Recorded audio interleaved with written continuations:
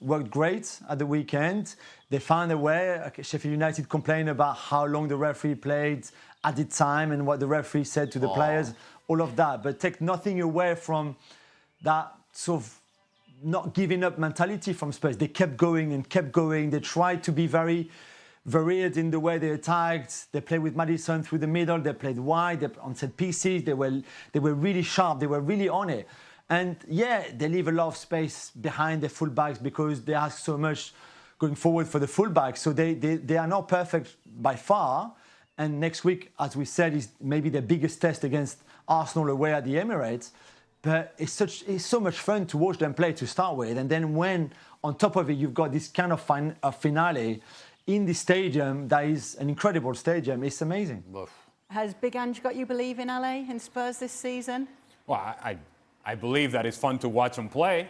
I say that much, and it hasn't been in years past. It is fun to watch Spurs play, and it's fun to feel like a team is not out of it, even if they're trailing late. And that's a sense of belief that I think you get very clearly when you watch Spurs. That there wasn't this sense of, oh, here we go. That's it. The magic is gone. No, the team was pushing, and the team kept believing. And there is something to be said about that feeling inside a locker room, because it's something that carries you on over the course of a season, because you feel like you're always going to be competitive and you're always going to be in games. That, I think, is as important as the 3 points were. That, I think, when we think of the totality of the season, is even more important. Shaka, you get the final word on what we're seeing from Spurs so far this season.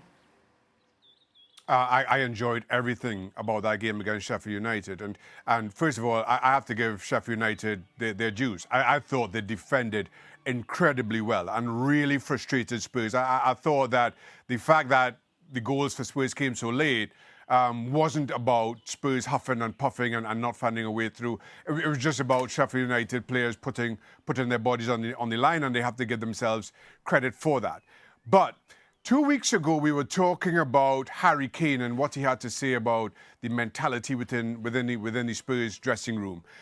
2 weeks ago, when last we saw Heung-min Son, it was on the back of him scoring a hat-trick away to Burnley. And I thought he had one of his poorer games in a Spurs shirt against Sheffield United. A few days ago, the last we saw of Richarlison was in tears on the bench against or for Brazil. And then he comes off the bench, he gets his first goal for Spurs, and that kind of sets the stadium alight. And in the end, they get the 3 points, which Sheffield United will feel, and maybe rightly so, feel hard done by, but I thought over the breadth of 90 minutes, Spurs fully deserved. So there was a lot to feel good about from Spurs, whether we're talking about their football, whether we're talking about Richarlison and that headline, or just kind of how Spurs countered what their previous captain had to say about them. I could have seen our resident analyst, director, producer, and World Cup winner are writing the headlines about Spurs being Spursy up until, the 95th minute. And then all of a sudden, again, and you talk about mentalities, you talk about cultures, you talk about how maybe teams fit into what's expected of them, and everything.